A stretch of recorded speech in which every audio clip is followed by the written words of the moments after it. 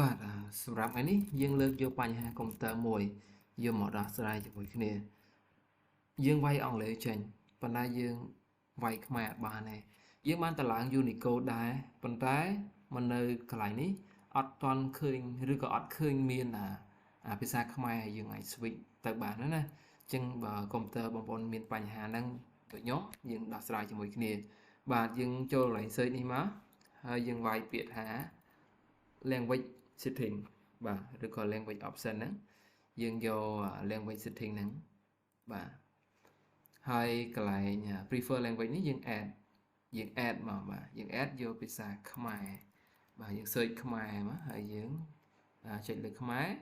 យើងយកពាក្យថា next ហើយ install ទៅអញ្ចឹងយើងឃើញមានវិញហើយបាទគឺយើងអាចដូរទៅភាសាខ្មែរបានហើយប៉ុន្តែខ្មែរនេះមិនមែនជាខ្មែរនេះដែរអញ្ចឹងដល់ពេលដែលយើង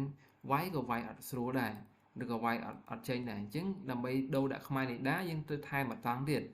យើងចុចលើខ្មែរហ្នឹងហើយយើងចុចពាក្យថា option បាទហើយ add keyboard ឡើយនេះយើងយកខ្មែរនេះដែរហើយខ្មែររបស់យើងនេះយើងអត់ត្រូវការប្រើទេយើងលុបវាចោលទៅ remove វាចោលទៅយើងទុកតែខ្មែរនេះដែរបានហើយអញ្ចឹងកន្លែងហ្នឹងយើងមានកន្លែង switch ហើយមានអង់គ្លេសហើយហ្នឹងភាសាខ្មែរនេះដែរដែលយើងអាចវាយអក្សរបានហើយឥឡូវគឺបាទវាយបានធម្មតាវិញណាបាទអញ្ចឹងបើបងប្អូនមានបញ្ហាហ្នឹងគឺអាចធ្វើតាមវិធីហ្នឹងបានអរគុណច្រើនជួបគ្នានៅវីដេអូក្រោយ